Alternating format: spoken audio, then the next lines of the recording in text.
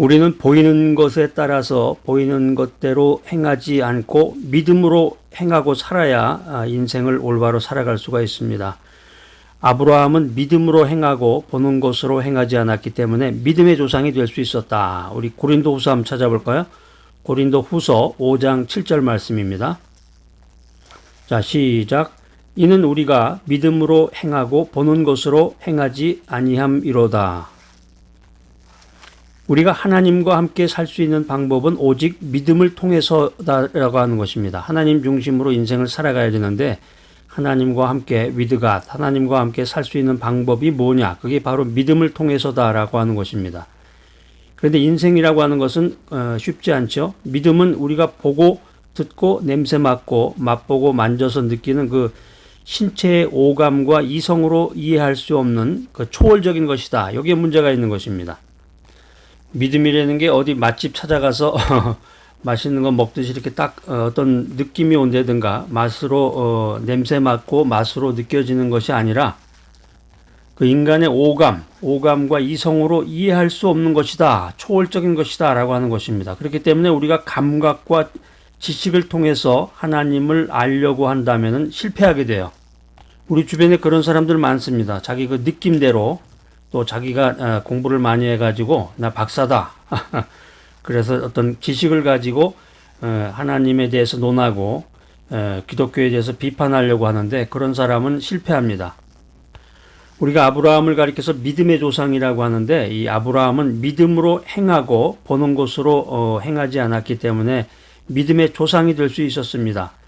아브라함이 75세 나이에 75세면은 이제 은퇴해서 기력이 이제 서서히 이제 쇠해가는 그런 나이인데 아브라함은 그 75세에 하나님의 부르심을 받았다. 그런데 갈 바를 알지 못했지만 믿음으로 순종해서 자기의 그 고향이었던 갈대아 우르를 떠났다. 이렇게 창세기 12장은 기록하고 있습니다. 우리가 영적인 세계에서 두 가지 형태의 사람이 있는데 눈에 보이는 인포메이션에 따라서 행동하는 사람, 또 한 사람은 내일을 알지 못하지만 갈 길을 알지 못하지만 오직 믿음으로 행동하는 사람, 이렇게 두 가지 스타일의 사람이 있습니다. 여러분은 어떤 유형의 사람에 속합니까? 그야 신문 뉴스나 TV에 나오는 말대로 쫓아야죠. 그 대형 신문사나 TV에 나오는 말을 그냥 그대로 믿고 지금까지 살아가는 분들도 참 많이 있습니다. 눈에 보이는 정보에 따라서 행동하는 사람이고 하나님의 말씀대로 살아간다고 하면서 내일 당장 어떤 일이 일어날까 이걸 알지는 못하지만 믿음으로 살아가는 사람도 있습니다. 자, 아브라함이 보는 것으로 행하지 않고 믿음으로 행해서 믿음의 조상이 됐다고 그러는데 믿음으로 행하기 위한 네 가지 요소가 있습니다. 믿음으로 행하기 위한 첫 번째 요소는 관계입니다. relationship, 관계. 그러니까 먼저 예수 그리스도의 십자가를 통해서 하나님과 우리 사이에 이 사랑의 관계가 이루어져야 된다. 사랑의 관계가 이루어져야 된다. 두 번째, 믿음으로 행하기 위한 두 번째 요소는 순종입니다. 하나님을 섬기고 순종해야 됩니다. 이스라엘의 초대 왕이었던 사울은 불순종해서 하나님께 버림을 받았지만 다윗은 순종하는 삶을 살아서 하나님의 마음에 합한 사람이 되었습니다. 그래서 다윗의 별명이 하나님의 마음에 합한 사람이에요. 아브라함은 뭐라 그랬어요? 믿음의 조상.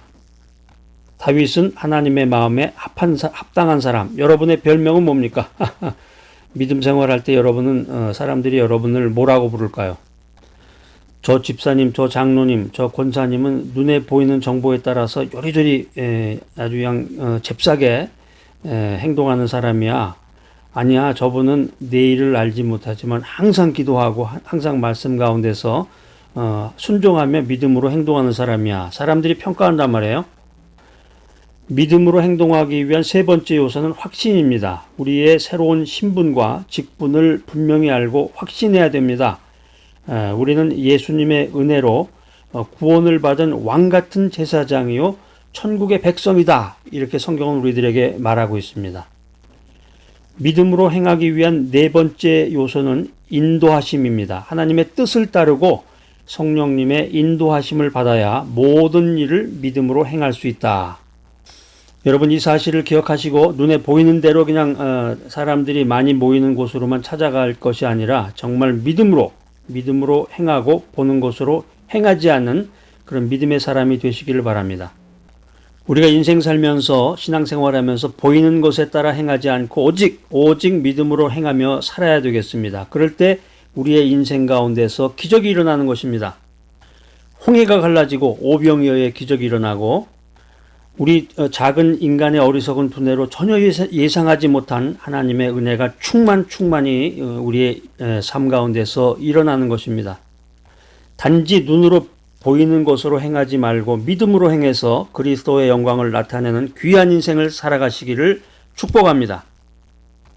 주여 믿습니다. 뭐 이렇게 하면서 기도하시는 분들 많죠. 산기도 같은 데 가면 믿습니다. 뭐 부흥회 같은데 부흥사경회나 이런 데서 가면은 주여 할렐루야 그러면서 막 그러는데 도대체 믿음이 뭡니까? 믿음이 뭔가? 믿음이라는 것이 뭡니까? 이렇게 물어보면은 아유 다 아시잖아요. 구체적으로 이렇게 정의를 내리지 못하고 그냥 다 아시죠? 뭐 이러면서 과연 이 믿음이라는 것이 뭐냐?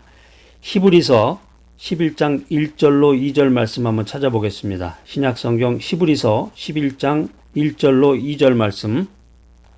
자, 이 히브리서 말씀 아주 굉장히 중요한 말씀이고 암송해야 될 그런 귀한 말씀인데 여러분들이 이제 성경을 자꾸 암송을 하셔야 돼. 시간 있을 때 다른 거 하지 마시고 취미 활동이라고 생각하시고 성경을 좀 외우시면 좋겠습니다. 이렇게 작은 그 메모리 카드 있죠? 메모리 카드도 이렇게 가보시면은 그 문방구 같은 데 가보시면은 그 큰 게 있고 중간 게 있고 아주 작은 게 있고 그래요. 여러분 취향에 맞는 걸로 해가지고 거기다 이렇게 작은 글씨로 써가지고 남성분 같은 경우는 이렇게 주머니 같은 데다 이렇게 넣고 다니시고 여성분이면 이제 핸드백 같은 데다 이렇게 넣고 다니시다가 지하철을 타거나 아니면 이렇게 잠깐 시간이 나서 여유의 시간, 짜투리 시간이 되면은 그걸 읽는단 말이에요. 그 예전에 어떤 그 나이가 지긋하신 분, 지긋하신 그 장로님이 그런 간증을 하신 경험이 있는데 자기가 이렇게 메모리 카드에다가 그 성경 구절을 적어가지고 자기 그 바지 왼쪽 주머니에다 이렇게 넣는데 처음에 나갈 때 그러다가 시간이 되면 그걸 꺼내가지고 왼쪽에 있는 걸 꺼내가지고 이렇게 읽으면서 외웁니다. 그래가지고 다 끝난 다음에는 시간이 다 됐을 텐데 오른쪽 주머니에다 넣는 거예요. 그랬다가 또 시간이 돼서 짜투리 시간이 났다. 그러면 그걸 꺼내가지고 그냥 확 꺼내가지고 빨리 그걸 또 읽어봅니다. 읽고 외우려고 노력을 하고 그 의미가 뭔가 이렇게 묵상을 하고 다 끝나면 그것을 이제 뒷주머니에다 넣는 거예요. 뒷주머니, 오른쪽 뒷주머니에다 넣었다가 또 시간이 되면 그 오른쪽에 있던 거 꺼내가지고 또 읽고 또 마지막이 되면은 왼쪽 주머니에다가 뒷주머니에다 넣어가지고 그 계속 이게 돌아가는 거죠. 로테이션으로. 그래가지고 계속 말씀 가운데서 말씀을 묵상하면서 하루를 보낸다고 하는데 참 놀라운 좋은 지혜고 아주 귀한 시간인 것으로 생각합니다. 자, 히브리서 11장 1절로 2절 말씀 빨리 식기 전에 읽어야 되겠네요. 믿음은 바라는 것들의 실상이요 보이지 않는 것들의 증거니 선진들이 이로써 증거를 얻었느니라.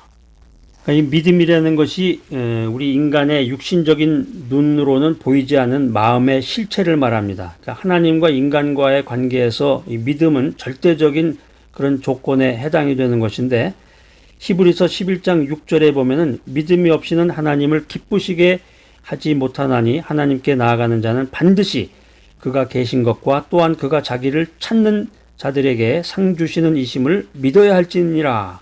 이 히브리서 11장 6절 말씀도 굉장히 중요하고 외워야 될 그런 말씀입니다. 한마디로 하나님께서 우리에게 아무리 좋은 것을 주시려고 해도 우리가 그걸 믿지 않는다. 그 실체를 모른다. 받을 수가 없는 거죠. 그러면 뭘 믿을 건가? 믿음의 대상인데 뭘 믿습니까? 첫 번째는 하나님을 믿어라. 하나님께서 온 우주 만물을 지으신 창조주이심을 믿어라. 두 번째는 인간의 몸으로 오신 예수님을 믿어라. 세 번째는 예수님의 은혜를 믿어라. 예수님의 대속의 은혜를 믿어라. 우리가 믿는 그 믿음의 코어, 믿음의 중심은 핵심은 하나님의 아들이신 예수 그리스도이십니다. 예수님의 대속의 은혜를 믿어라. 대속이라는 말이 무슨 말인가요? 조금 어려운 것 같기도 하네요. 예수님께서 우리를 구원하기 위해서 몸이 찢기고 피가 흘려서 죽으셨다. 이게 바로 예수 그리스도의 대속입니다.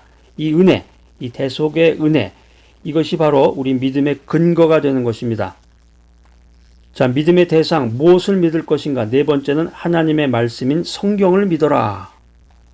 성경은 하늘이 무너지고 땅이 없어질지라도 우리가 믿고 의지할 수 있는 신앙의 기반입니다.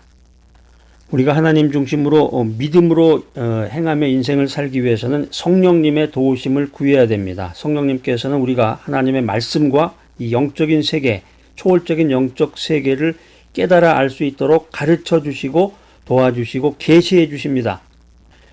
자, 로마서 8장 26절로 27절 여러분 이제 나중에 찾아서 한번 밑줄을 그시고 큰 목소리로 3번 읽어보시기 바랍니다. 로마서 8장 26절로 27절에 보면은 성령님께서는 우리의 연약함을 아시고 우리를 위해 친히 말할 수 없는 탄식으로 간구해 주신다. 이런 귀한 말씀이 기록되어 있습니다. 성령님의 도우심을 구하라. 믿음이라고 하는 것은 영적 세계에서 우리의 눈입니다. 믿음이라고 하는 것은 영적 세계에서 우리의 귀요 마음입니다. 그래서 우리는 믿음을 통해서 하나님과 교제하고 하나님과 대화하고 하나님과 교통하는 것입니다.